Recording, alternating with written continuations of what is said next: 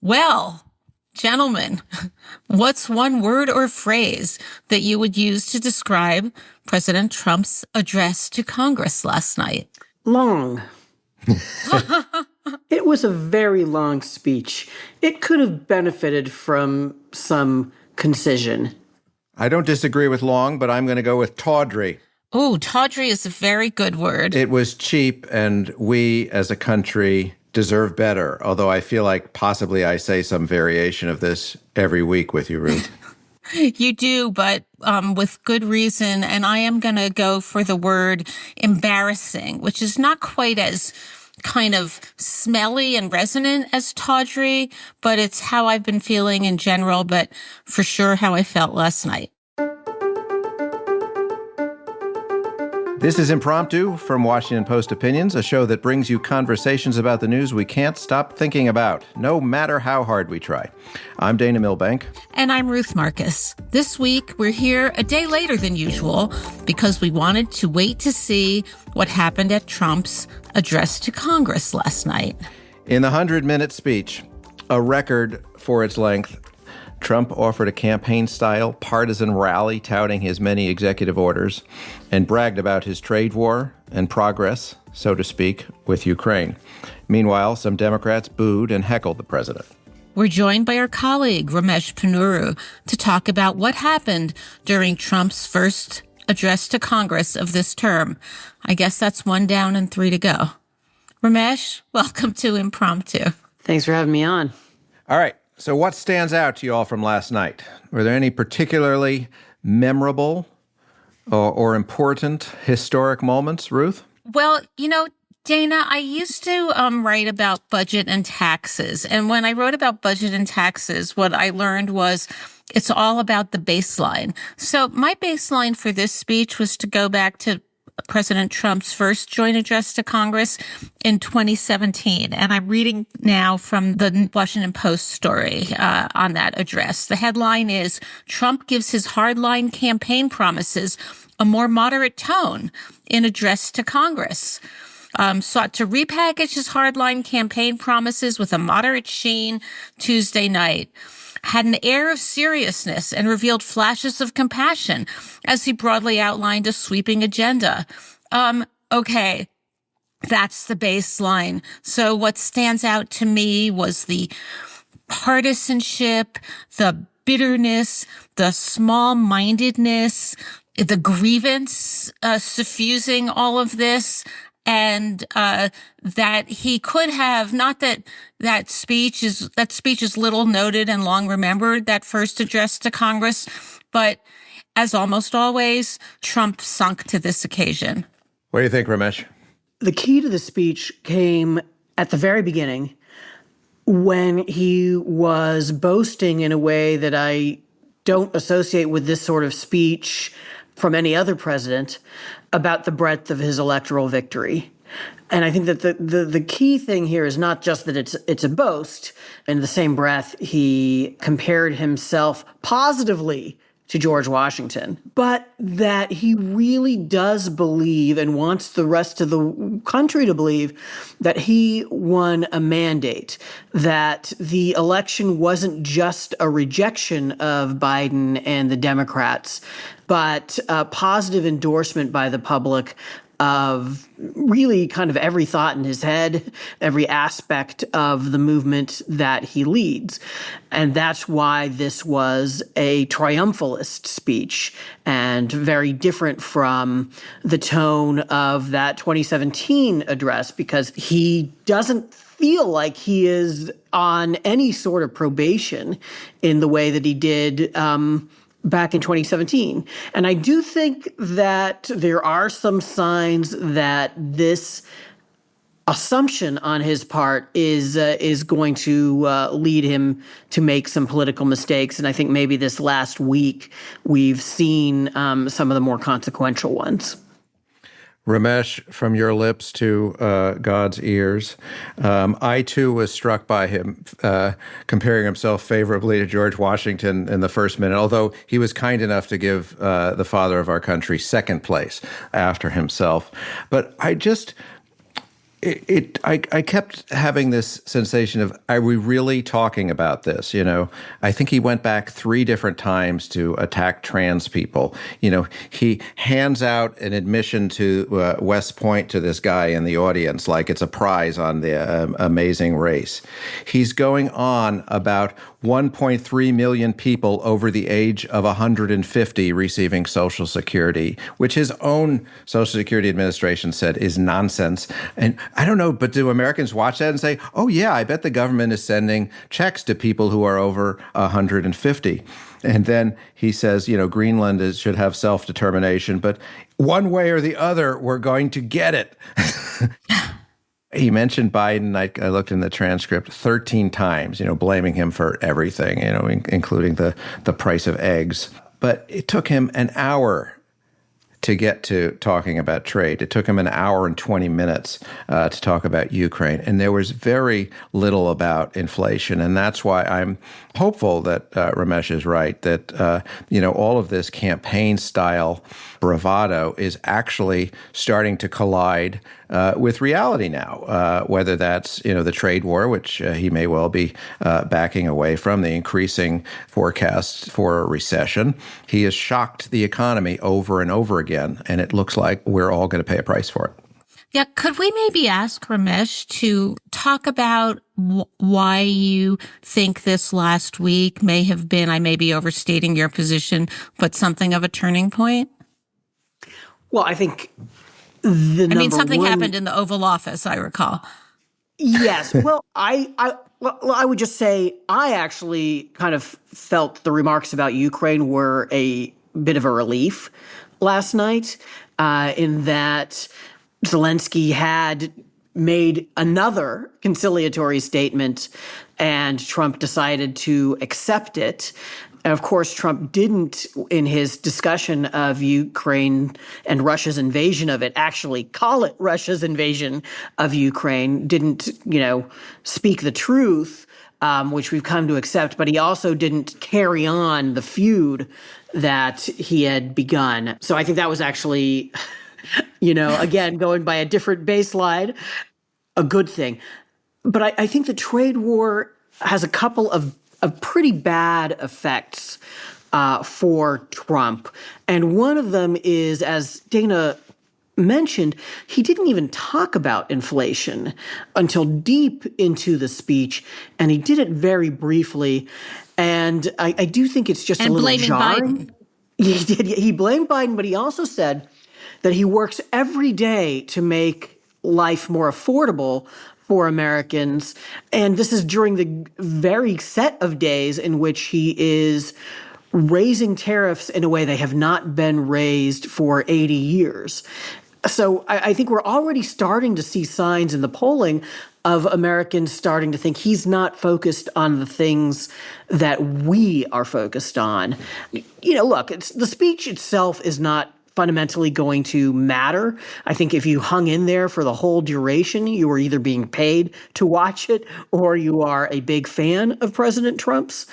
But the mindset that it reveals could have a real impact. If inflation continues or if the economy weakens, you do wonder how he's going to be able to spin his way out of it. And I think the answer is, look, you can imagine some things he'll do. We know how he's going to spin his way out of it. He'll still blame Biden. But will it work? There'll be a lot of people he can blame. But I just think that there are soft members of his coalition, weak supporters, people who voted for him reluctantly, who would start to peel off under those circumstances. And I also think that he's made more specific promises than is prudent, right? We're going to balance the budget. The tariffs are not going to create much disruption, and they are very quickly going to pay off for Americans. These are all testable propositions. Now, I know that there are a lot of partisan Republicans and a lot of Trump fans who will, manage to overlook that or explain it away. But I just don't think that that's true of every part of his victorious coalition from November. Yeah.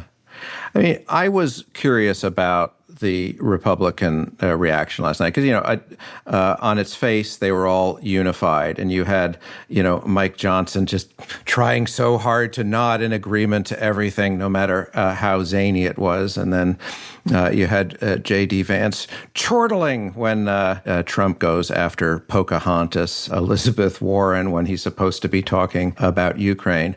It was pretty quiet in the room when, that Ukraine discussion was going on. But I do think that behind the waves of adulation, they've got to be nervous about what's happening with the economy and what's happening with inflation. And, there are still people in the Republican Party, maybe not as many as we'd like, who still believe in internationalism and free trade. There had to be one or two in the room. Hold that thought, cheery as it was. We'll be right back after the break.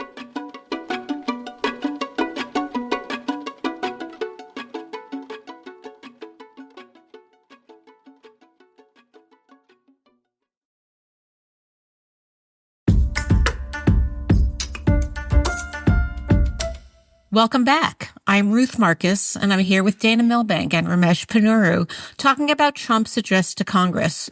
So, toward the very beginning of the speech, Trump was boasting about his election win. It's a landslide. And Democrats were heckling and interrupting him. Congressman Al Green refused to sit down. He waved his cane and was eventually escorted out. What did you guys think about that tactic from some Democrats? Yeah, look, I've been watching these addresses for, I think it's 30 years now. They get a little worse each time. I don't think this was worse than the behavior, we saw in previous times.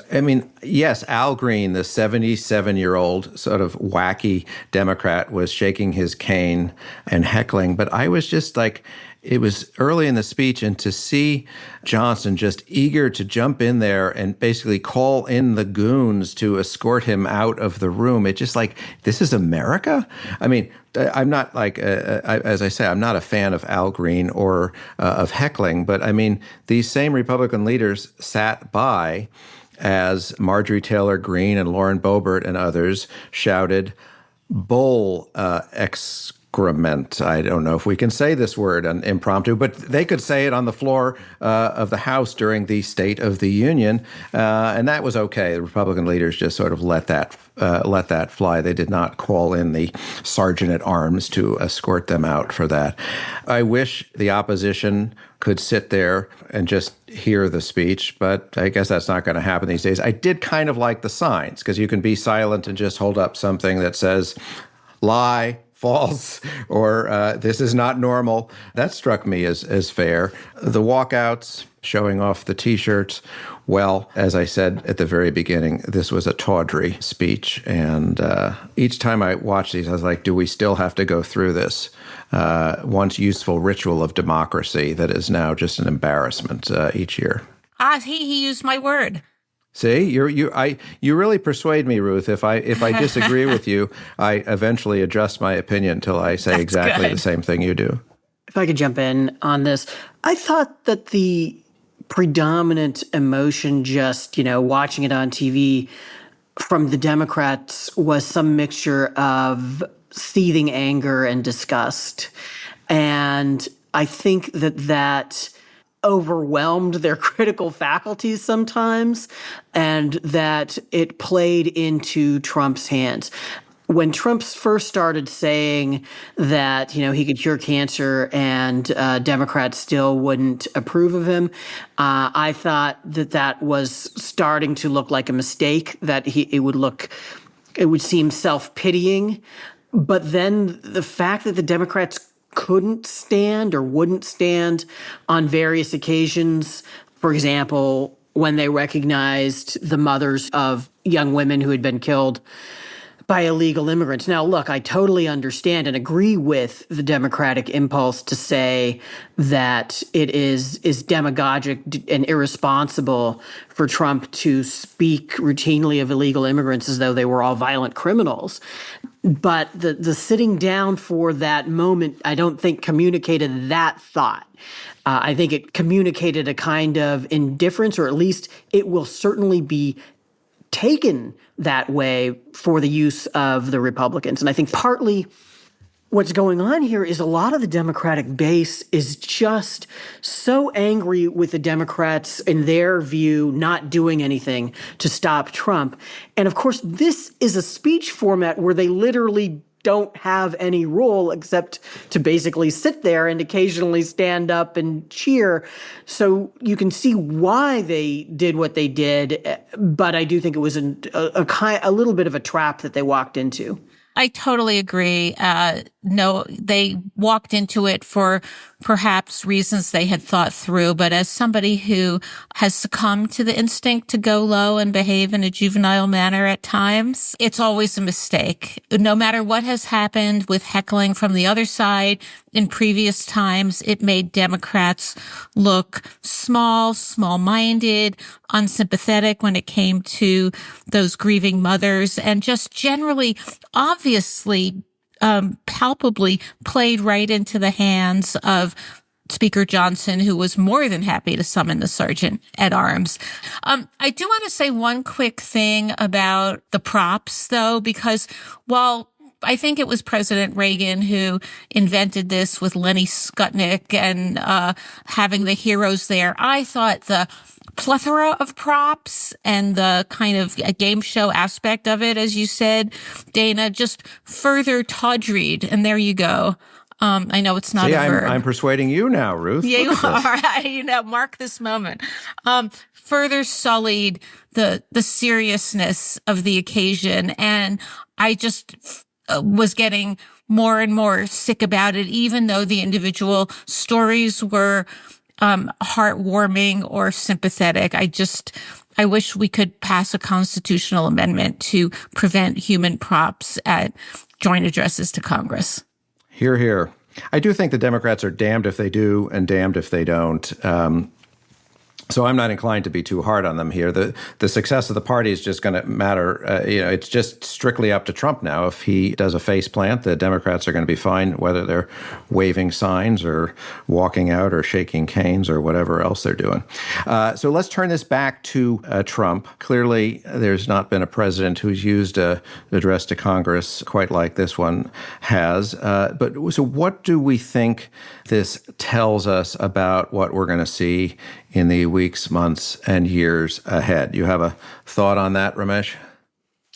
Well, I guess I was struck by something that Jason Willick also remarked on in a post live chat during the speech, which is what we didn't hear during the speech was a lot of legislative proposals from this president. And one of the reasons you had so many sort of human interest stories was, I think, to fill the time that in other years would have included a lot of legislative proposals. So he didn't use the speech to get Congress to actually support any particular legislation. He challenged them to balance the budget, while the only specific things he had to suggest were a lot of things that would make the deficit much worse. And I do think that this is going to be a real question about whether he can sustain this kind of executive government politically, because there's been this impression of tons of activity from the White House and the executive branch, but I do think some of it is illusion. And at a certain point, it's going to become hard to miss that not a whole lot is happening. And what is happening is a bunch of legislative stalemate that is going to last for quite a while before it leads anywhere, if indeed it does eventually lead anywhere. So I guess I would say, to the extent that this speech is indicative of the future of the Trump presidency, it is, as Ramesh says, and as Jason said last night, it's not going to be a legislative presidency except for passing tax cuts. It's going to be a dictatorial executive branch power presidency, really testing the limits of executive power. And we had one little hint from the Supreme Court today, actually ruling 5-4 against the president in a preliminary skirmish. But I think that as much as the 2017 joint address was not reflective of the rest of the Trump presidency in the sense that it was obviously not a conciliatory, moderate, reach across the aisle presidency, I am pretty certain that this one reflects true Trump 2.0, which is Trump unbound, Trump unleashed, Trump unwilling to make any nods to reality and the assertions that he makes. The economy was not a disaster that he inherited. It was a strong, robust economy recovering from some serious and perhaps self-inflicted inflation on the Biden part. But what we saw last night was real Trump, for better or worse. Mm-hmm. I think what we saw also suggests we're not even going through a grace period of any sort here. It's going to be out and out legislative warfare on the Hill. You know, the government is due to shut down in 9 days without a deal. I'm just hard pressed to see why Democrats would give the majority Republicans one vote on this. And, I think last night sort of encapsulates all the reasons why. We have a president who's going to ignore whatever spending resolution they send to him anyway. So odds of a shutdown go up, odds of default and everything else go up, because it is very clear that there is no possible way to work with this man. So that's what I think is coming in the weeks and months ahead. I'm now going back under my bed for the rest of the week. I would say I'll join you there, Dana, but I don't think that sounds appropriate. Well, on that cheery note, we've got to wrap this up. Thank you, Dana, Ramesh. Thank you, listeners, for joining this episode of Impromptu. Thank you, guys. Thanks.